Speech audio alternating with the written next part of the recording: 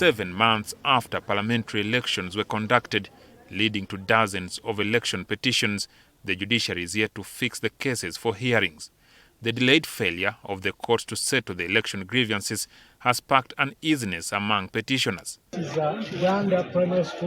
Members of Parliament sitting on the Legal and Parliamentary Affairs Committee raised concerns during the interface with the section of the leadership of the judiciary.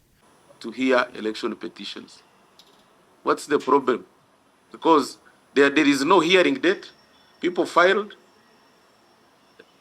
The cases are just there.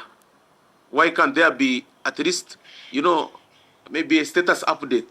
The judiciary blamed the delay on the lack of funds. We were unable to immediately handle these cases because we did not have the financial resources. They told the committee that the Ministry of Finance objected to the funds for the handling of the anticipated petitions being included in the sector's budget for the previous financial year. During planning and budgeting, we had budgeted based on what the previous experiences.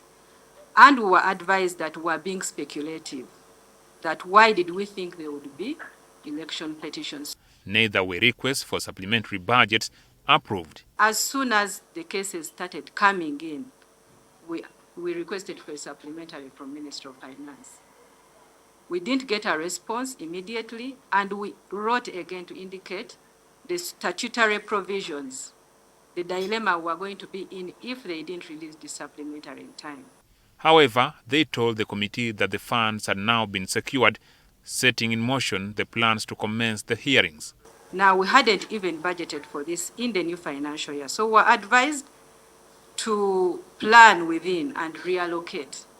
So we have since done that, and now we have the resources to proceed.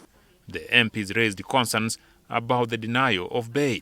They criticized judicial officers who are treating the bail guidelines as the Constitution, which has become another trap for corruption in the judiciary. That the consistency seems to be in denial, and then on some of the reasons that are granted, they don't follow through to them, that maybe you said you are denying, but the case should be heard, and the case has not been fixed. You try to apply for bail there, the magistrates especially, they refuse. They send you. Now, in between there, negotiations happen, and when you come back, you are given bail. I'm talking about the corruption in bail when they are giving out bail. They demanded that where bail has been denied, the cases should be fixed for speedy hearing. When we don't allow a person to get out on bail, it is important that we fix those matters as fast as possible for hearing.